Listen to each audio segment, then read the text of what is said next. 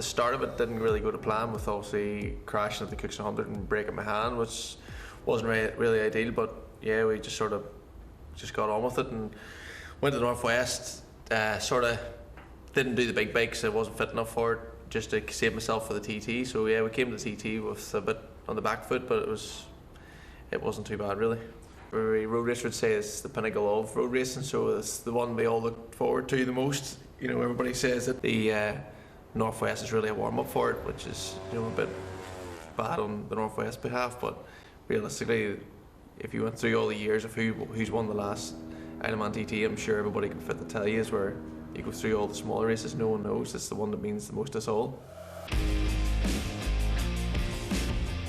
Yeah, it went really well. Every time we went out on each bike, we kept improving, and with the 600 and the Supertwin, the big bike was still a bit of a handful for me with just the hand injuries, but yeah, every time we went out, everything was just going forwards, which was the main thing.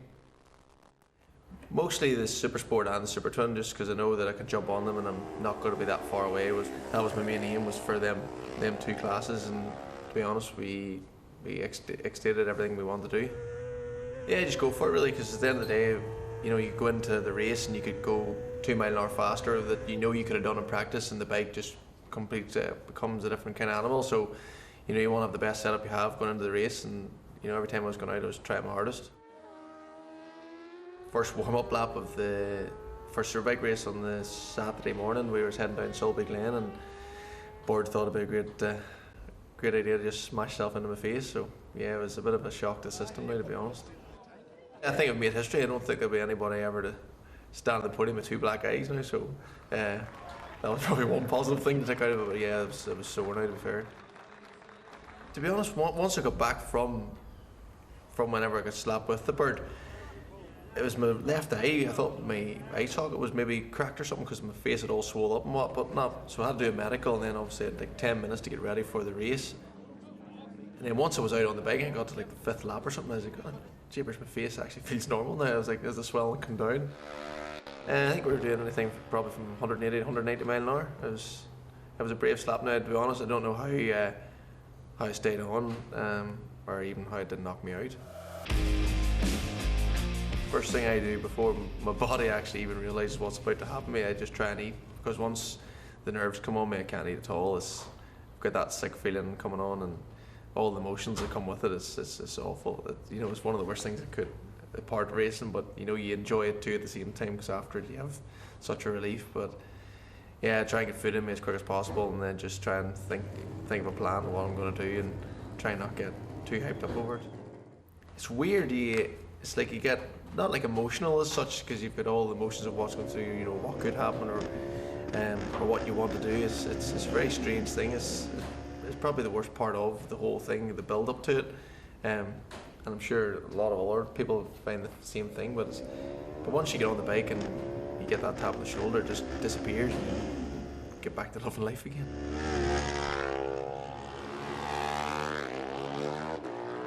You become more aggressive in yourself, and you just want it more than you did 5 minutes ago. You know, you've prepared your whole life for this here, and that's it. Like, you know, you just want to give it everything. First lap, I'm always a lot cautious, and you know, just looking around me, and then by the time the first lap goes in, I start to keep building.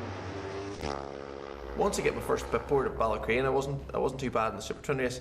I felt like I was trying really hard the first lap, but I didn't think I didn't know where I was going to be, and I come around and I think I was P7 or P6, and I was like I thought I was trying, and then I just told myself I needed to breathe and just relax and let it come to me. And as the race went on, it did start coming back.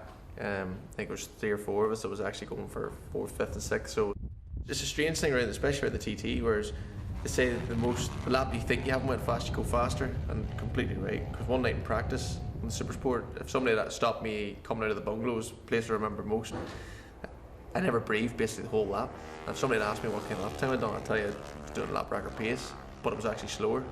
And then the lap after that, I went 3 miles an hour faster, but I wasn't trying. So it doesn't really make sense as such. As one of them, the more relaxed you are, the easier it comes to you. I was like, right, I need to pull the finger out here.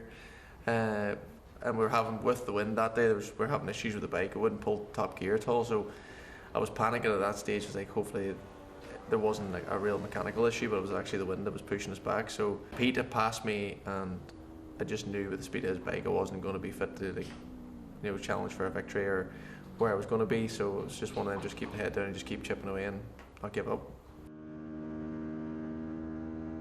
Sort of one of them, you just try and get tagged onto the back of him and let him pull you along, but fortunately with his bike was that much more faster than mine. It was basically see you later job. Like, I actually enjoy riding on my own. You know, obviously the mass starts is good, you know, it's good and it's aggressive and whatnot, but it's me racing the clocks, not me racing someone else, and I enjoy that. That race I was quite relaxed and it just went swiftly, and I think we were like we were first or second fastest pit stop in it, so it was, yeah, it was good. I was just basically getting me a drink, put a drop of fuel, and off we went again. It was pretty handy.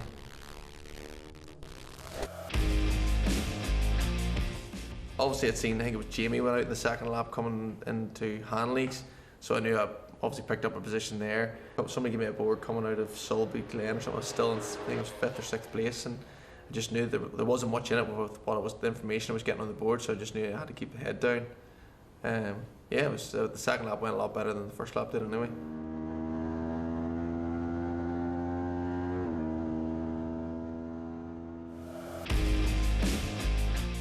I wasn't too sure, I knew that there wasn't going to be much in it. I knew before we went out, me and my mate Lee, we had spoke about obviously the first 3 boys, that, you know, we sort of had an idea who the podium was going to be, and obviously had to finish the race first to get on the podium, and I knew that it could have been between me and him for 4th place, so I was just kept chipping away at it, trying to get as close as possible. And I remember coming over I think it was coming to Rencullen and saying to myself, right, I've got a chance here to actually make this possible. And I just gave everything I had the whole way there, and I knew that the French lad PreZ was the lad in 4th, because when I was coming out of the gooseneck on the second lap, I seen his board, he was P4 at that stage, and it was only like, on his board was 0.4 or something, so I knew that there was somebody, it was either me or whoever was in 5th, and 6th was all close, so I knew that was in the first shout somewhere along them lines. So then obviously when I seen Michael going out, I says, right, you know, we could do this, like, and see him again, come out of the gooseneck and seen his board, and it was like 0.0, and I was like, for 4th, and 5th was like 0.2, and I was like, right, I'm either 3rd or I'm 5th, which one was it? So I just, a Dom was in front of me, which was quite good, because obviously it was a bit of a card to catch, and once I passed Dom, I was just hoping he wasn't going to pass me back or try and race me, and at this stage I still didn't have a notion where I was on the road itself. And then my brother was doing a board at the Craig, but unfortunately I think the whole of Northern Ireland had been there, because every man and his dog had his top off, going completely mad. I was coming into the Governor's Dip, and I was trying that hard, I actually lost the front, all completely, I thought it was down, and I ran on towards the roundabout and could turn no more, and then obviously came across the start finishing up the return road, and Paul Phillips turned me in. Yeah, it's something I still can't at the minute. I can't bring really words to how I describe how I felt. It was surreal, really, to be honest. Especially being there with, you know, likes of Hickman and Lee, it was something special for me.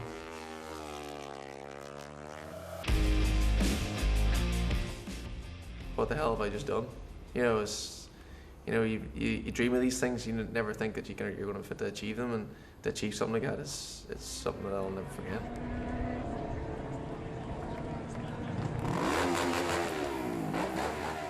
Yeah, I was actually asked this question recently, how would I compare it to the Northwest 200, and to be honest, I forgot all about it. You know, the TT's blowing everything away from anything I've ever done. You know, they just have to look at the history of the lads that stood in that podium, Jordan Lopp and David Jeffries and whatnot. You know, it's some amazing people, and I've actually got to stand up there.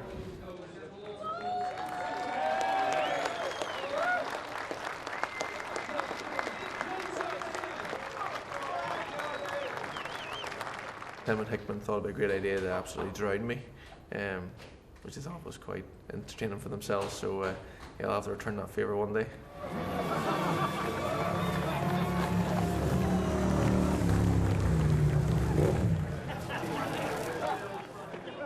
It's mad. It's honestly, it's something that I keep thinking about, and you try and picture words and everything for it. It's just there's none for it. It's just amazing.